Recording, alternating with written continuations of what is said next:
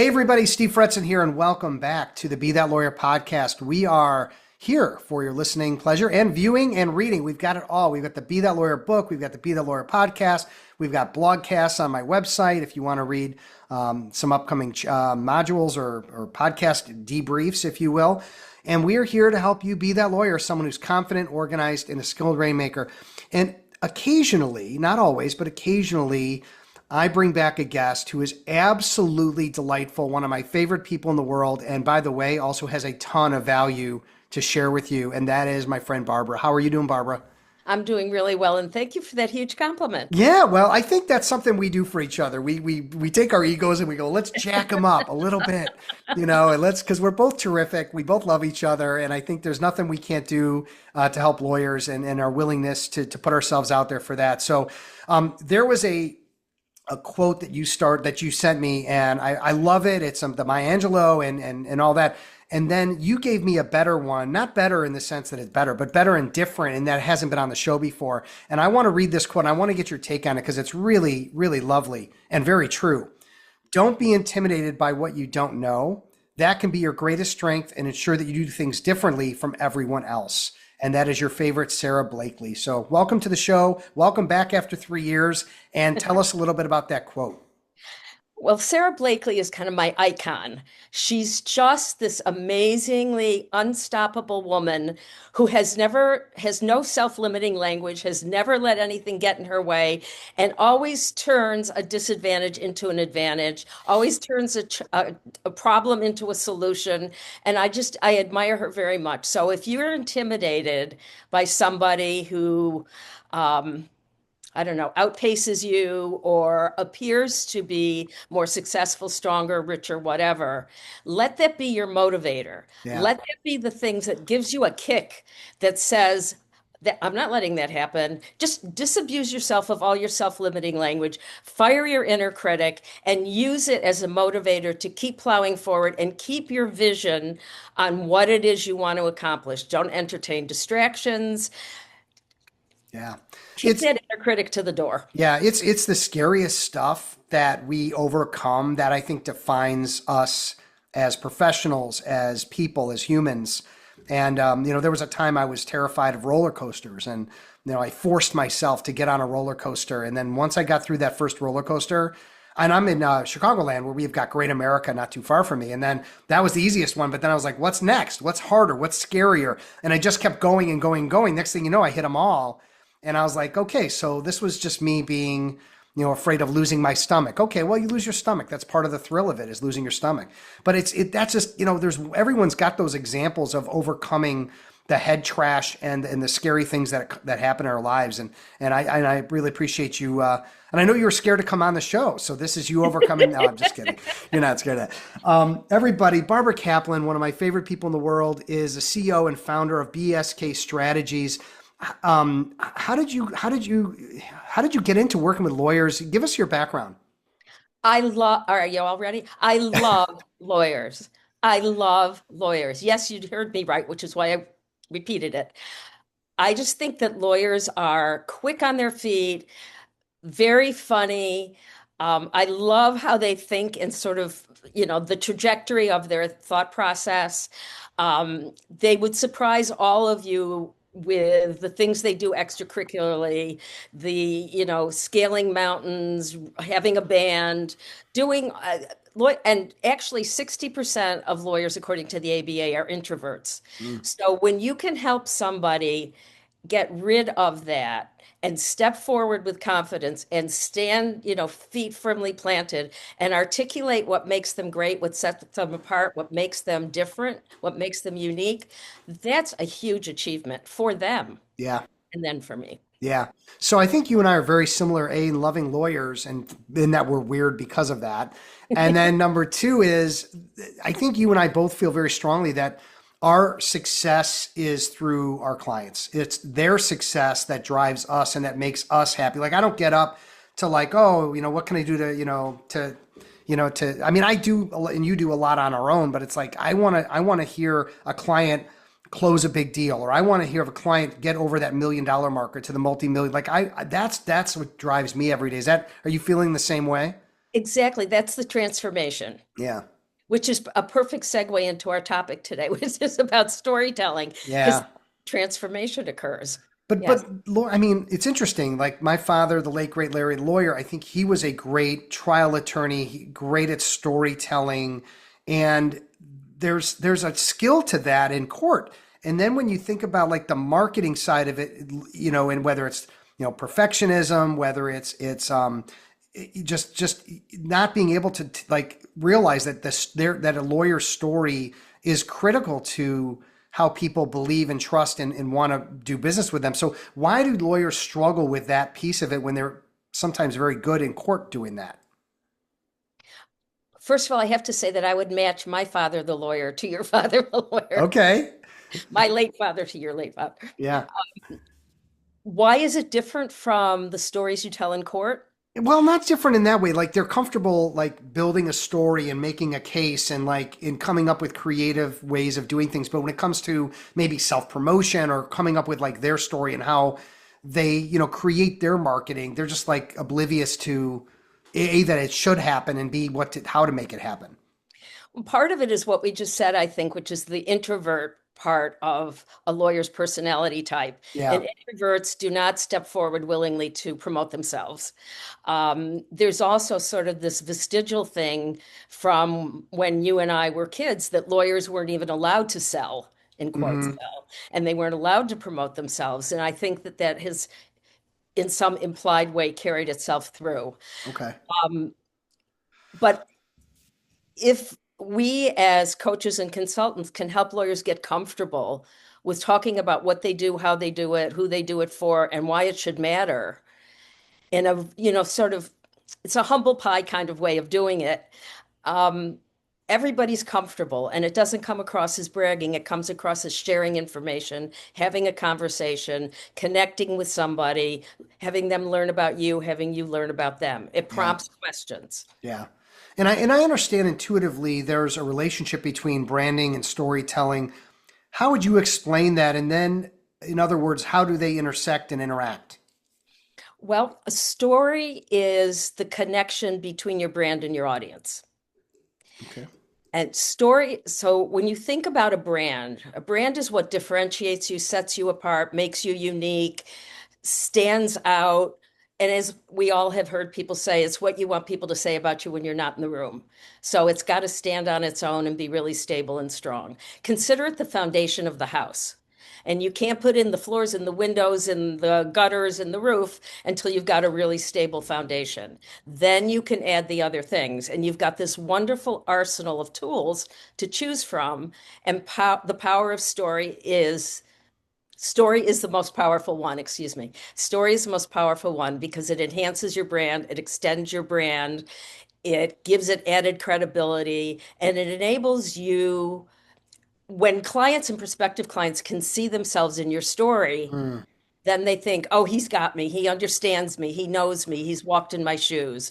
And it's just when you leave because selling is such a sensitive topic for lawyers and it's really kind of a cringy word, think about that you'll never have to sell again because your story will do it for you. Yeah. Hey, everybody, do you ever wonder why top executives and athletes are so successful? It's typically because they have a coach, someone that is looking at them from the outside to identify their gaps, identify their potential. That's what I do. I'm Steve Fretson, and I'm here to help you be that lawyer. If you're interested in a free consultation, click the link below and we'll get together and we'll identify where you can make improvements to be that lawyer. And I think the other piece of it is, and lawyers want to work with people like them that share the same values. And I think what you said earlier about when they can connect with your story and see themselves in your story and in what's, what you've put out there, that maybe attracts the right types of clients. Is that a part of it? That's exactly part of it. And when you do an exercise about, how do you identify your ideal client? What are the characteristics and attributes of your ideal client? When you're done with that exercise, they always look like you. Hmm. What are some elements of that exercise? If there's a lawyer listening that says, I want to get more clients like my best client. I want to get clients that are more like me, that are gonna be like all these clients that I love and appreciate, and that don't, hound me about my fees or don't, argue every point. What does that exercise look like? Well, one powerful thing to do is to ask a client for a referral Mm-hmm. and just say to them, you're my favorite client, you're my ideal client. These are the reasons why I love working with you. Is there anybody else like you Mm-hmm. who needs someone to do X, Y, and Z? I would greatly appreciate that referral. Yeah. So And asking for a referral. But the other is to identify the characteristics of that ideal client. Like, what is their pain point? What is the problem that they need you to solve? What is the crisis? How can you turn their pressure into peace, their confusion into clarity? And, sort of where do they live? It's really about things that are, in a sense, cosmetic. Like, where do they live? Where do their kids go to school? Um, where do they hang out? What do they read? What are their sources of information? It may be something religious, it may be something political, but there are going to be a lot of things that are aligned because mhm. it just works out that way. And then there's this implicit kind of wonderful, almost emotional connection that happens. Yeah. Well, I think that's what we all want is we want, like, I'm looking for lawyers who are as motivated as I am. Like, I'm motivated every day to grow, to brand, to help lawyers. And I'm looking for lawyers that share a similar passion for wanting to build and wanting to grow and wanting to serve. And so I think that's what I'm attracting. And I think I'm putting it out there that I'm hustling. Like, I just met with a guy today. Shout out to Tom if he's listening. And he just, we had talked 5 years ago. He's got the book, he's got the podcast. And then he's like, yeah, and I want to work with you. And he was like, I didn't have to sell him a thing because he came to me ready to basically go. He's like, how do we do this? Well, kudos to you because I always say the marketplace tells you who you are. And if the people who are coming to you are the people that you want to come to you, Hmm. then you are showing up exactly as you want to. Yeah. I'm not dealing with any crazy people. I'm not dealing with any egomaniacs. I'm not dealing with really anyone that turns my stomach or that say, well, that's not someone I want to really deal with. And so my life, and when we say we love lawyers, I think a lot of it has to do with the fact that we're attracting the best and the brightest, people that are coachable, right? You can't, those are the people that I'm coachable, you're coachable, right? And we're bringing in people who are. And we want to work with people who are really motivated because one of the great things about being a coach or a consultant to lawyers is you are giving them control over their careers and their future. Mhm. They can, in a sense, in quotes, own their clients. And if they don't have that control, then somebody else is going to pick up the reins and describe what they're like and sort of brand them, and it's not going to be the brand that you want. So if you really want to control your career and your future, you have to really understand who is your ideal client. Have you ever heard of the red velvet rope theory? Well, yeah, I'm assuming that's like, everybody wants to be in the red velvet rope. Well, it's a Michael Port theory Okay. about business development. And you have, envision that you're inside a red velvet rope, and everybody that's inside there with you are the people that you want to work with or that you want to work with you. That's where you put your resources. That's where you do your business development. Everybody else is marginalized on the outside of the red velvet rope, not for any other reason except that they don't fit the definition of your ideal client. So if Yeah. you have excess capacity or others on your team do, then of course you're going to take that work. But where you're going to go looking for work, where you're going to put your resources, your time, your money, your energy, is the people that you want inside your red velvet rope. Um, this is why it bothers me so much when I meet with a lawyer or I'm in a networking event and a lawyer will say, well, and I do in employment, so really, anyone can work with me.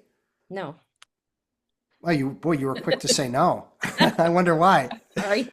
Um, No, no, that's the right answer. Like you knew it inherently right away in a millisecond because it drives me nuts, and I know it does to you too. But let's explain to people maybe more about why that is such a terrible thing to say in a networking environment. Because you want to own a niche.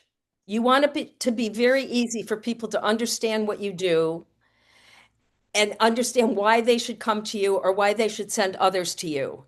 And if you're, a grocery store and you can do it's one-stop shopping. It's not a specialty. It's not something in which you have bench strength. It's not something in which you have years of experience. It's you really need to own a vertical and Yeah, be known for that. yeah, So I mean, I'm in Philly, and there used to be a lawyer at a firm named called Deckert who was the authority on the planet for antitrust law. And the minute anyone in Philly said antitrust, Joe Tate's name came up. Yep. That's Yep. what you want. He owned that. Yeah. So let's say that, and you've shared with me, how powerful storytelling is, but how how do you unpack that for people who don't have a story? They have a story. They haven't done anything with their story. It has not become their LinkedIn story free, their bio page story free, their infomercial, you know where I'm going. So how do they, where do they even, begin? We've kind of covered the ideal client, but that's not the story. Or They maybe it just is. don't know it's a story. Okay. Just don't know it's a story. So if you start asking open-ended questions, tell me about the last great success you had for a client. Tell me about what that client came to you for and the steps you took to help solve that problem. Mm-hmm. Tell me about how that client defined success and what success looked like at the end of the engagement. Mm-hmm. Talk to me about the various steps from the time your phone rang or that client showed up at the door. And they're telling you a story. They just don't realize they have a story. So is the story about the work you do, the results you get, the successes you've had? Because it also could be confused with, hey, I was in a plane crash, you were in a train crash. Is that our story, or is that story how that led to me working with lawyers? Is that the story? Like, how do people, where are we going with all the different options and varieties of what a story could be? When we first learned storytelling decades ago, you and I, it was always about telling clients and prospective clients what was so great about what you do, how clever you were as a problem solver, how persuasive you were as someone who would argue on their behalf. That's not what storytelling is today. So think about Jaws, think about E.T., think about Star Wars. Storytelling today is exactly according to the structure that Steven Spielberg and George Lucas use when they do their movies. It makes the client the hero. Unfortunately, we are not the hero in a client story.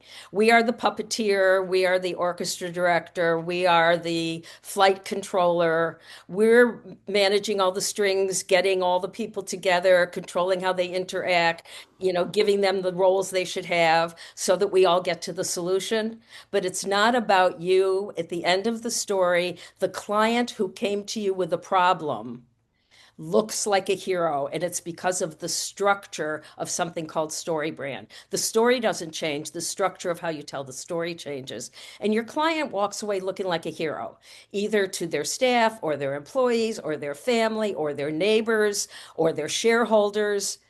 And then the person listening to you tell the story can say, oh my God, I want people to feel that way about me. He Mm, made me look like a hero. I want to look like a hero.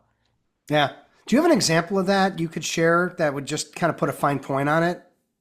Sure. So, um, a client of mine had a client or has a client who was um, a really good businessman. He owned his own business and he was also trained as a lawyer.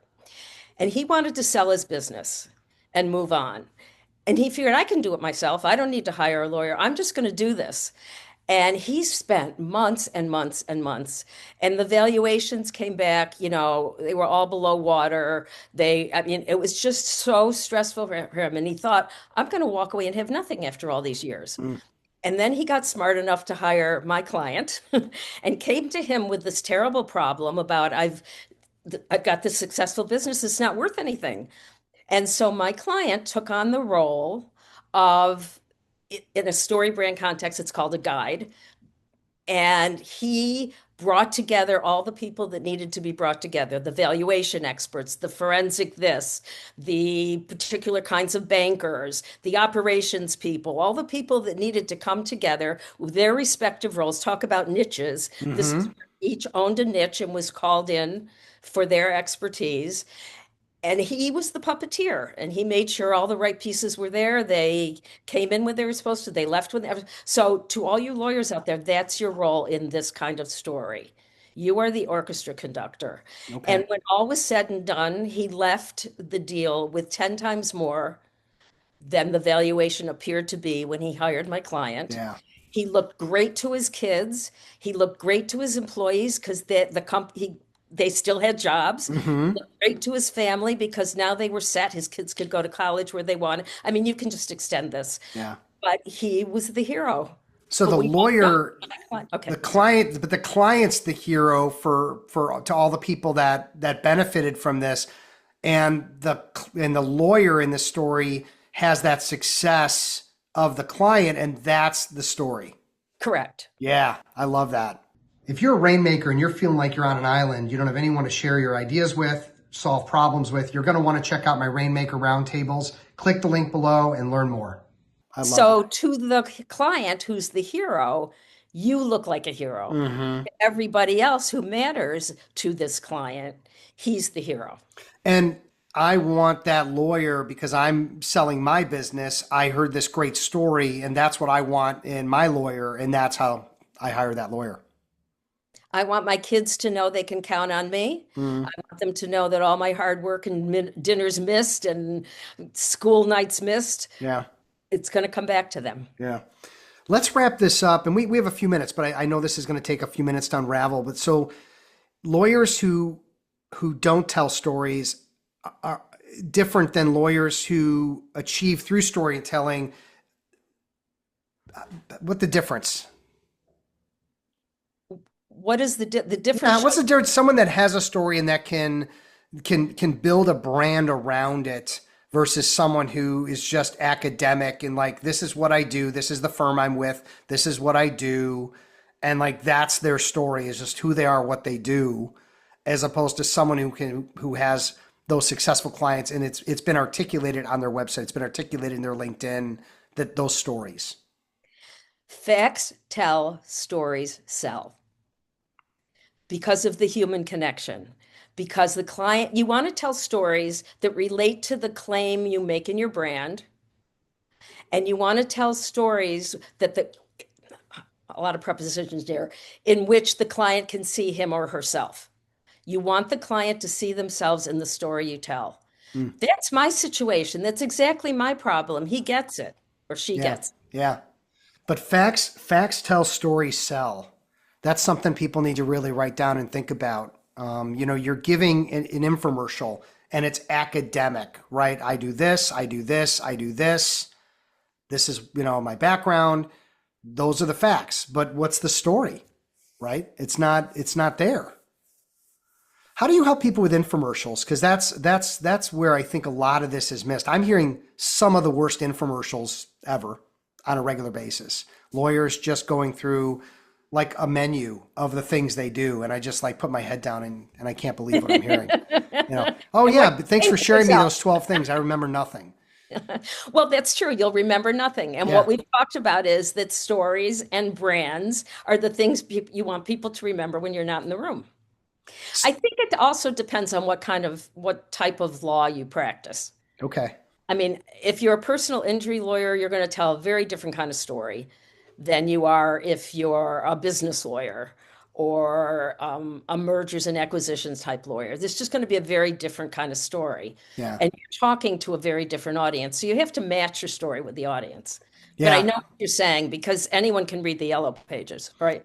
Right. Right. I think there needs to be some kind of opening that gets attention. I feel like there has to maybe be some pain points or some things that, like you were sharing about, how the client wins and how we, really try to, help them be successful and how, pay it forward and help others. And maybe something around maybe what makes you unique in the space. Is that too much? No. And you can do Okay. it in 60 seconds or 90 seconds. Yeah. Okay. Yeah. And It's, I mean, I hate to do this because it is the real he's deal cutting us that off, isn't he? uh, I mean, I think there's some value to utilizing something like a chat GPT to put in some information and hear how it comes back to you. I did an exercise with my provisors group here in Chicago. We had a contest, an infomercial contest, and I said, everybody, hey, put in everything into ChatGPT. I don't care if you read it or say it. And the person who ended up winning read it from her phone and was still strong enough to beat out 20 plus other people in this group to win the infomercial contest because it really got to the essence of her story and why she does what she does and how it ends up saving people a lot of stress. She's in the HR space.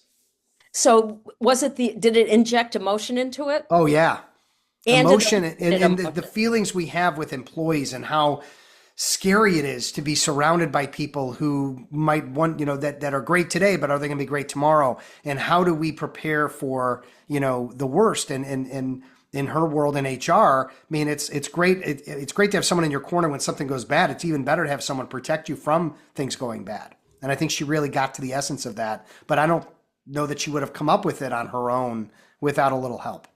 And it also, and I agree with you, and ChatGPT is really great for that, assuming that the prompts that you feed it Yeah. are the right prompts. But it also, from the way you're telling it, plugged into something that's going on for everybody today, which is uncertainty. Hmm. People just not knowing what to do, what not to do, what's going to, cause somebody to react. And we just don't know. And it seems like ChatGPT kind of got that and played Yeah, out. it did. I can't say it's the be all end all, but I think for especially for lawyers who are struggling to sort of figure out a solution to something not simple, but something that may end up being simple, is to plug a bunch of prompts in there and see what comes out. And one thing that I'll give as a prompt too that I think is really helpful is put the prompts in and then say, do you have any questions for me before giving me, that you'd like to ask before giving me a response? And then it asks you 3 or 4 questions. It gets it even more fine tuned, and then you get a response. You're like, oh my God, that's spot on. So good stuff all around. Hey, help us out, Barbara. There's a segment we're doing right now called Barbara's Big Mistake, and something that happened in your career life that you'd like to share and what you learned from it would be a great way to kind of wrap things up today. Um, People for years had been saying that I should go out on my own, that I should leave the law firm space where I had CMO and director of marketing positions and go out on my own. And I kept saying, this is my inner critic, and all that self-limiting language. No, I'm not smart enough. They're going to find out I'm not that smart. No, I don't have the skills to do that. My phone's never going to ring. All the things that we say to ourselves. And then one day I just woke up and I said, I got to do this. I just have to know. And I did it. And it was really a lot of conversations with my inner critic. Mm-hmm. It was. And I finally just got to the point where I moved it from the driver's seat to the passenger seat. And I said, okay, I'm doing this. Yeah. And it was kind of like a Sarah Blakely quote, I Yeah. just, I saw a lot of people around me who were successful, but that didn't mean that I couldn't use that as a motivator for me. Yeah. It's very funny. I had the opposite. I was confident I was going to own a business. My father put that in my head to be an entrepreneur very early on, that he always worked for himself. The funny thing is I had friends who I'd tell them, they're like, that's a terrible idea. Don't do that. So I was like trying to convince them that I should. Now, when I see my friend Noel, I always put it in his face 21 plus years later that he's still at a job and I have my own business and love every day. And So what a tribute to you that you've had this friend for 21 years. yeah, yeah. Now I just know I tell him to go suck it and we move on and have some cocktails together. It's all good. May I steal 60 seconds, I 30? would, yeah, sure. I have a one sheet that I would love to give out to anybody who's listening on the power of story, that really speaks to the kinds of things we've been talking about today. May I just give my email address? Yeah, well, email address will be in the show notes, but give it out verbally too. Okay, Barbara, Barbara, at BS, like in Sam, K, bskstrategies.com. Yeah, And if you email me, having listened to this, I will send you this wonderful one sheet that will really help you a lot. yeah. Fantastic, fantastic. So let's wrap up. Thank our sponsors. Of course, we've got the Law Her podcast with Sonia crushing it. PimCon is happening in October in Scottsdale, Arizona. I will be on stage talking about podcasts. So go figure. Podcaster talking about podcasts and to personal injury attorneys from around the country. And of course, LegalVerse, one of our newer sponsors who is amazing. And again, you're looking for more of an international edge in your practice and you want to, read articles from all around the world from lawyers and legal experts. That's where you go for that. And Barbara, again, appreciate you giving out your email. Any other, you have a website, anything else you want to share with people? My website is bskstrategies.com. I also encourage you to go to my LinkedIn profile. I publish regularly a lot of great blog posts on the kinds of things on things that are very topical and actionable that you can learn from. So please check out my LinkedIn as well, Barbara S. Kaplan. Yeah. Well, I would be remiss if I didn't say what a pleasure having you back on the show and getting to hang out with you and talk shop, because I think you and I have different approaches with the same end goal of helping lawyers that we love to be themselves, to actually be that lawyer. If you want me to come full circle with it, I will. I'm not shy. But thank you so much. And I'm looking forward to seeing it at provisors meetings and all that kind of fun stuff moving forward. And thanks again for coming back. Thank you so much for having me. It's been a pleasure. Yeah, absolutely. And thank you everybody for hanging out with Barbara and I for 30 minutes or so. And, go back and listen, take some notes. I mean, there's a number of things that Barbara mentioned that I know will be really critical for your story and for how you differentiate yourself in your space. And I think niching down and all the things that she shared, all so critical and valuable. So take it to heart and take action. That's the most important thing, is to take action and, take what you learn on this show and do something with it. Don't just listen, on the sidelines. Do something with it. And obviously, if you guys ever have any questions for me, I'm at steve@fretson.com. You can always reach out. Thank you, everybody. Take care. Be safe. Be well. We will talk again very soon. Are you ever curious what's really holding you back in business development? Sometimes it's hard to see the label from the inside of the bottle. I'm Steve Fretson, and I can help you grow your book of business. Get a 30-minute free consultation with me. We'll identify gaps, identify your potential, and let's take it to the next level so you can be that lawyer. Click the link below for a free consultation.